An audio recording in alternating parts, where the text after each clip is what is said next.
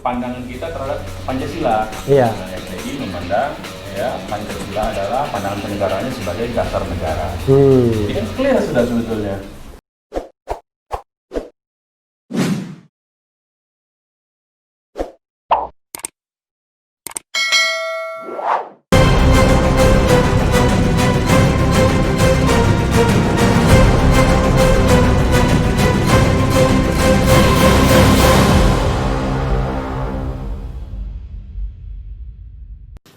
Rombongan beliau dengan dikawal. Beliau menggunakan keluarga menggunakan 4 kendaraan roda 4 dan dikawal oleh 4 mobil juga oleh Laskar. Ya. Nah, di dalam perjalanan ada orang yang menguntit sejak dari keluarnya beliau dari Sentul itu.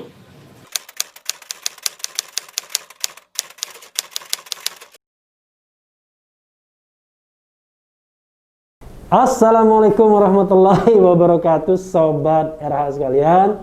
Jumpa lagi kita di channel yang keren ini, Keren Cadas. Kali ini saya punya tamu orang paling berbahaya di Indonesia saat ini ya. Nomor 2 berbahayanya. Karena beliau sekretaris umum. Nah, berbahaya nomor 1-nya adalah ketua umum. Oh enggak ya. Pendiri ya, berarti berbahaya nomor 3.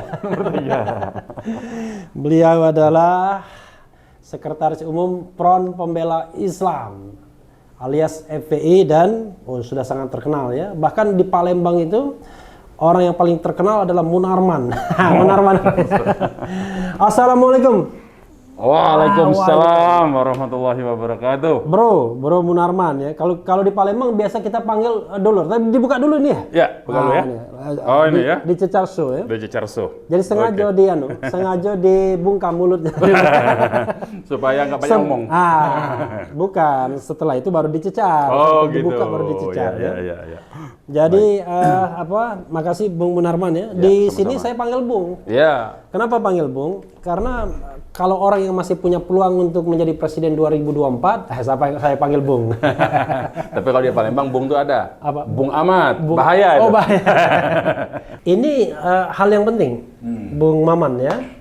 Kalau sebelumnya kita sudah bicara mengenai tadi soal apa ya?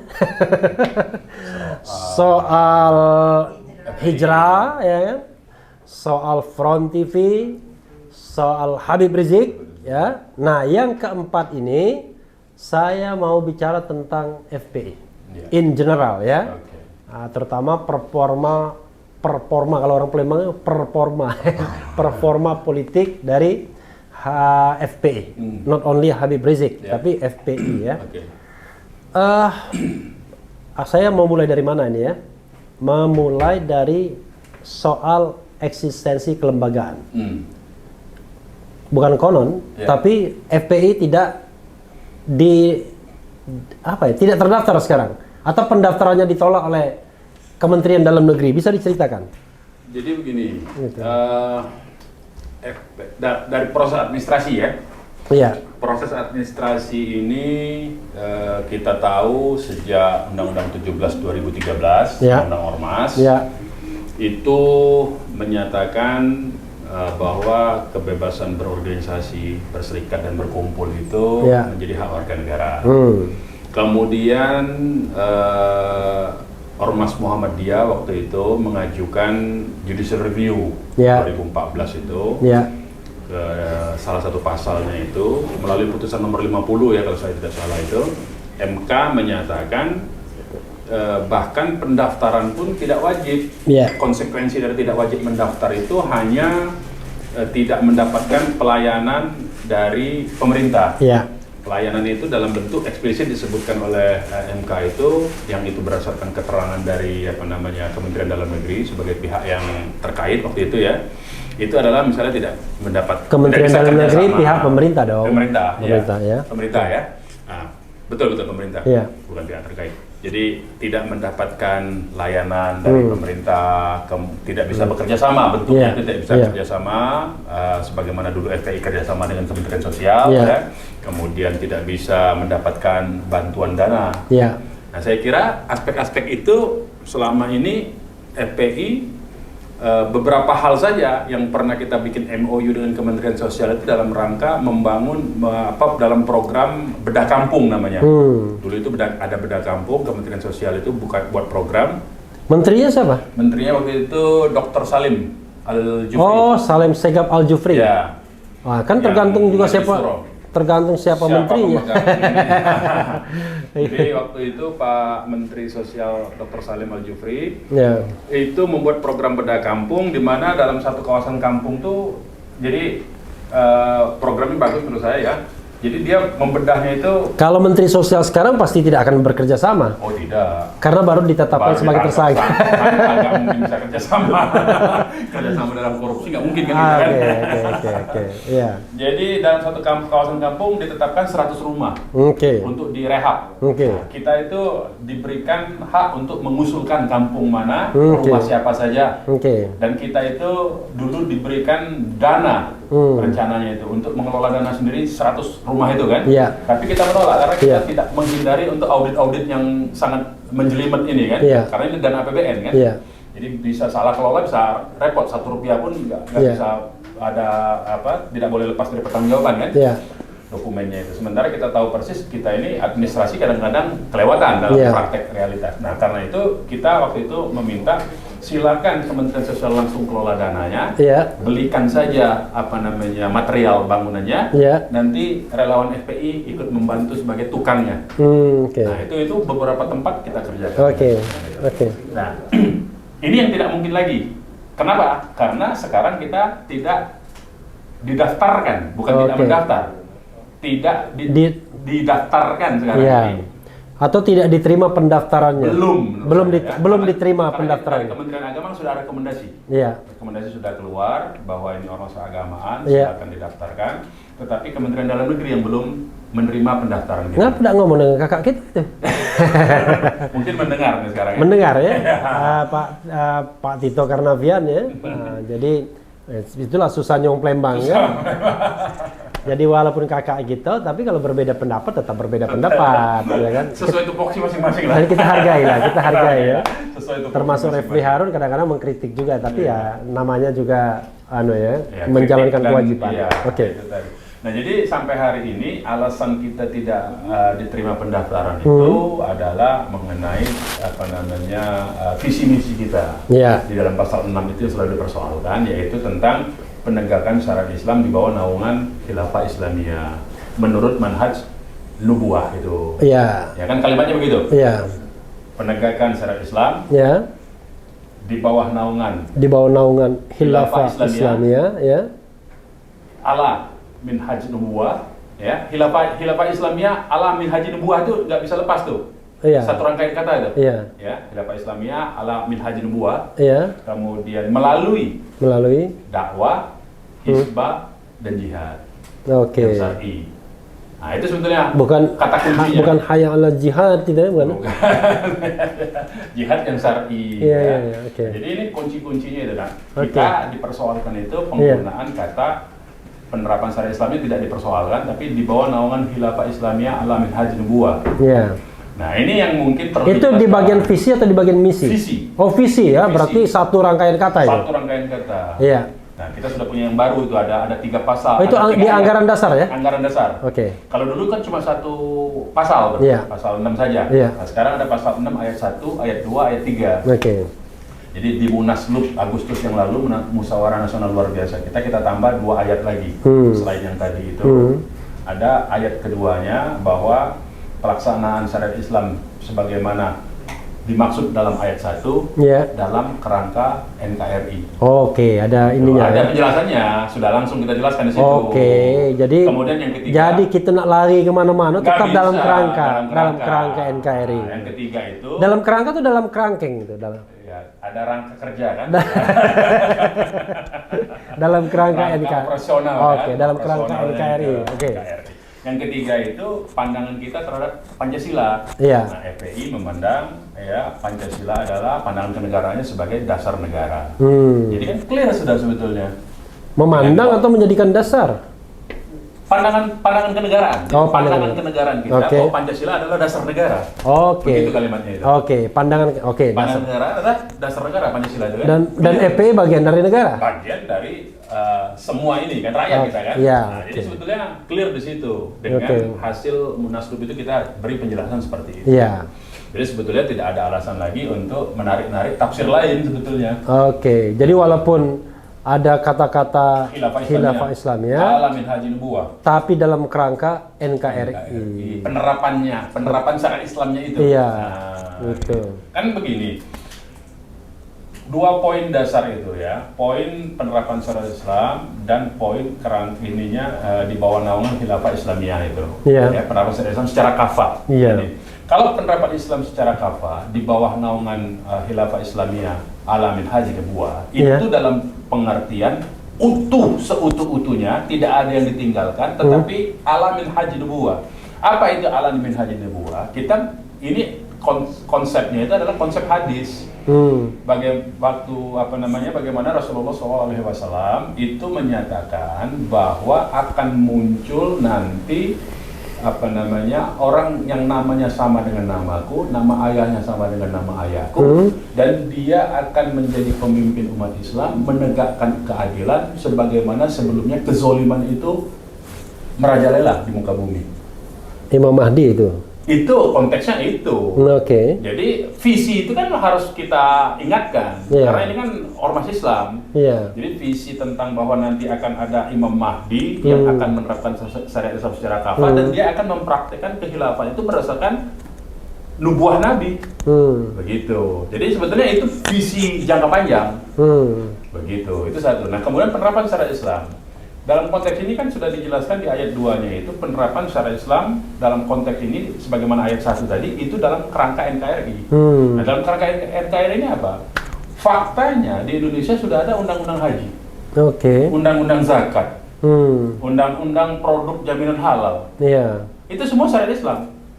Ada perbankan syariah. Jadi sebetulnya tidak ada persoalan dalam segi operasional ketatanegaraan kita, asal dia diperjuangkan melalui mekanisme konstitusional kan. Dan itu pun sebetulnya Soekarno pada perdebatan di BPUPKI dan berakhir di PPKI itu menyatakan nanti perjuangan saja, kalau umat Islam mau syariat berlaku silakan perjuangkan di parlemen kan begitu. Sebanyak-banyaknya umat Islam. Sebanyak-banyaknya umat Islam masuk perjuangkan.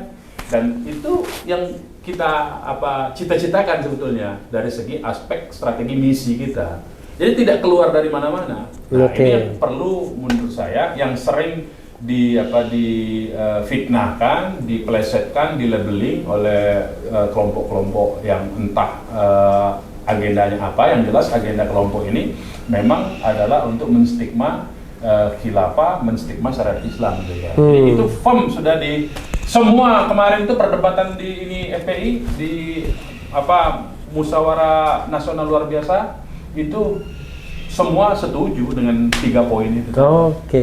Nah, tapi begini, sebenarnya gini, Bung. Kalau saya jadi kelompok kiri atau katakanlah spektrum tengah kiri minoritas non-Muslim katakanlah di Indonesia, ya saya nggak akan confirm dengan visi yang seperti ini. Saya merasa terancam. Karena dia merasa bahwa kewajiban-kewajiban individual itu diterapkan kepada mereka, padahal itu tidak berlaku kepada mereka. Itu kesalahan pengertian dari mereka. Misalnya kewajiban sholat, itu salah ya, sebagaimana yang sempat diucapkan oleh salah satu gubernur, saya nggak tahu, lupa ya. Salah satu gubernur bahwa kalau nanti khilafah diterapkan, salah satu gubernur di daerah Indonesia Timur. Indonesia Timur lah, ada 2 bukan salah satu, 2 gubernur yang sekarang menyebut, baru-baru ini ada lagi menyatakan bahwa nanti kalau syariat Islam diterapkan kita dipaksa sholat, itu keliru semua pemahaman dia. Jadi saya nggak tahu apakah dia memang salah paham atau paham yang salah. Itu 2 hal yang berbeda.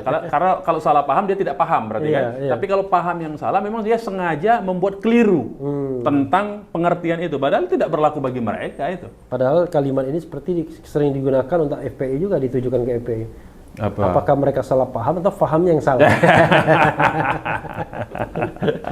Ya itu artinya kita balikan saja. Balikan lagi saja. Tapi ya saya hanya membayangkan bahwa ya wajar kalau orang lain kemudian merasa kalau dia punya kepentingan politik, nggak mau dong kelompok ini yang menguat ya, itu kan konsekuensi. Sama seperti Bung, pasti kan nggak mau yang menang pemilu PDIP, benar nggak? Kalau saya ini proporsional. Oh, proporsional. Proporsional. Jadi kita ini begini, dalam soal syariat Islam dan khilafah ini, saya kira ada orang yang secara intelektual kurang referensi. Artinya dia perlu banyak membaca. Asal pikirannya terbuka, insya Allah dia menemukan. Tetapi ada orang yang secara mentality tidak bisa terima itu. Nah, sudah dari sononya. Sudah dari sononya, itu agak susah menurut saya memang. Karena dia memang sudah dalam posisi tidak menerima apapun juga kebenaran itu. Kupak istilahnya. Kupak. Itu. Nah, kemudian soal yang kedua, saya kira kalau memang tadi kembali ke proporsional, artinya kita kan proporsionalitas ini kan penting. Jadi kalau misalnya ada komunitas yang jumlahnya kecil, tetapi dia minta jatah alokasi yang banyak dalam segi ekonomi dan dari segi jabatan publik, kan ini kan tidak proporsional. Jadi kan justru tidak adil sebetulnya terhadap mayoritas sebetulnya. Jadi menurut saya tidak. Nah, di situ pentingnya yang saya kritik demokrasi itu. Demokrasi itu tidak menyediakan sarana itu. Demokrasi itu orang dipaksa untuk bertanding secara bebas. Sementara bertanding bebas itu tentu saja yang sudah punya instrumen-instrumen dan sumber daya yang akan memenangkan. Walaupun dia minoritas. Walaupun dia minoritas. Ini problem dari. Jadi dia bukan equality. Yang kita ingin itu adalah equity, bukan equality. Begitu kira-kira kalau konsepnya itu. Karena kalau equality ya sama. Itu 50%. Tapi kalau equity 80%. 70-30. 70-30, 50-50 dia. Jadi ada seorang manajer sepak bola. Gimana peluang kita? 50-50, 70-30. 70-30. Dia sebut 50-50 tapi 70-30 ya. 70-30. Tapi begini, kalau begitu masalahnya adalah berarti kan susah kita membedakan partai Islam dan tidak partai Islam. Misalnya saya paling ekstrim ya, PDIP, Gerindra. Memang bukan partai Islam, tapi kan orang-orangnya. Iya, orang-orangnya Islam. Jadi masuk dalam konsep proporsional itu dong. Iya, tapi kan ada indikator-indikator ideologi juga. Kan sekarang ini problemnya. Mungkin dalam konteks ini saya lihat ya, yang partai yang masih ideologis itu hanya PDIP. Menurut saya ya. Partai-partai lain sudah pragmatis saja. Tidak ada beda antara satu partai dengan partai lainnya itu. Menurut Anda itu bagus? Menurut saya itu justru tidak membawa aspirasi yang sesungguhnya. Akibatnya yang paling ideologis yang punya agenda. Yang ini nggak punya agenda, agendanya cuma agenda pragmatis saja. Tapi termasuk partai-partai Islam menurut saya. Jadi dua-duanya bagus atau nggak? Dua-duanya nggak bagus? Kita itu menginginkan kalau dalam konteks pemilunya itu pemilunya mau dibuat bertanding seperti ini itu 5-5 itu kan sangat ideologis semua partainya. Iya kan? Tetapi kan dalam pertarungan ideologinya itu kan sehat jadinya malahan. Cuma memang kemudian sampai Bung Karno mengeluarkan ketika diambil alih itu menjadi tidak sehat. Ada PKI, Partai Komunis yang menang nomor 4 tapi dia nempel ke kekuasaan, mempengaruhi kekuasaan kan, mengambil alih semua, bahkan semua institusi negara kan sempat dipengaruhi kan. TNI dibelah dua, polisi dibelah dua, semua waktu itu kan, Badan Intelijen BPI-nya dikuasai kan. Nah itu kan fakta sejarahnya kan kita memahami itu. Nah, menurut saya sekarang, kita kan sudah punya landasan baru tuh sejak peristiwa itu. Landasan barunya itu TAP MPR nomor 25. Nah, sementara PDIP kan masih tetap sangat ideologis dalam konteks ini. Dengan punya agenda misalnya TAP MPR nomor 25 dinetralisir dengan RUU HIP dan BPIP, HIP, PIP-nya kan? BPIP, terakhir BPIP, tapi kan ininya HIP itu. Oh, HIP, PIP, BPIP, 3 kan itu ininya. Nah, jadi kelompok hip-hip kata hip-hip hura-hura. Jadi hal-hal yang begini ini masih ada yang memperjuangkan hal itu. Nah, ketika kelompok Islam memperjuangkan juga aspirasi ideologi, dituduh intoleran. Sehingga ketakutan semua ini penyakitnya, otokritik di kalangan Islamnya. Ketika PDIP memperjuangkan Ekasila dan Trisilanya, tidak malu-malu ya, berani artinya di parlemen kan, itu kan sebuah mekanisme kan. Tetapi kelompok Islam justru malu-malu. Nah ini kan problemnya, penyakitnya otokritik di kita sebetulnya. Mesti diperbaiki kalau memang mau menampung aspirasi mbok ya yang ideologis juga. Justru ini kritik bagi otokritik ke kita, ke partai-partai Islam. Iya, jadi jangan malu-malu juga. Saya sekarang tanya, yang menurut Bung Munarman, Bung Maman, partai Islam itu siapa aja atau partai apa aja? Ya sekarang kan ada yang sembilan di parlemen misalnya. Ya kan yang jelas satu PDIP bukan. Bukanlah. Gerindra bukan. Tidaklah. Golkar bukan. Nasdem bukan. PKB?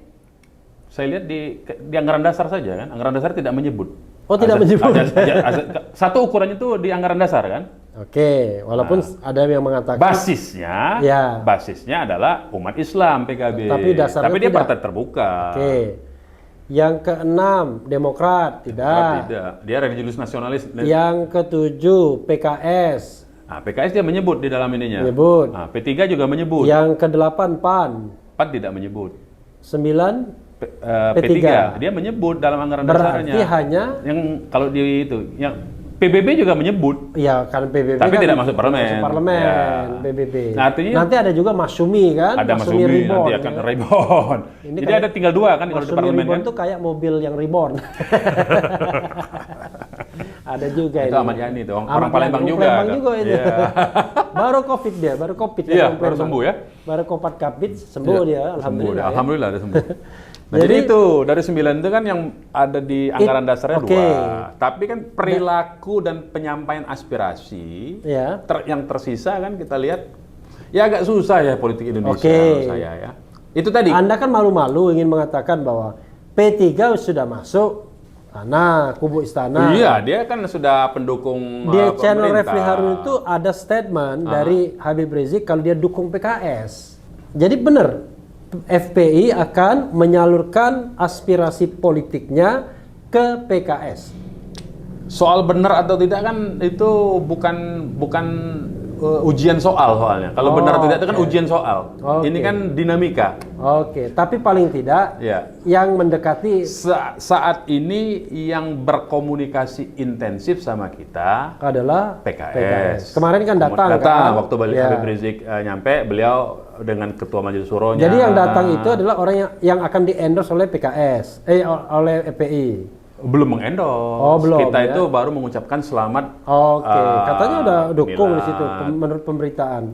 Berarti yang akan didukung itu adalah PKS dan Anies Baswedan kan begitu? Karena Anies juga datang. Anies dia datang sebagai gubernur mengunjungi warganya yang baru pulang.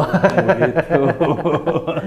Karena di channel lain Anda mengatakan katanya FPI dukung Anies. Atau itu keliru judul ya? Keliru judul, karena siapapun yang saya jawab itu, siapapun bisa didukung FPI asal punya komitmen terhadap itu tadi. Terhadap penerapan syariat Islam, pemberantasan kemaksiatan, penegakan keadilan. Kalau nggak ada gimana? Nggak dukung siapa-siapa?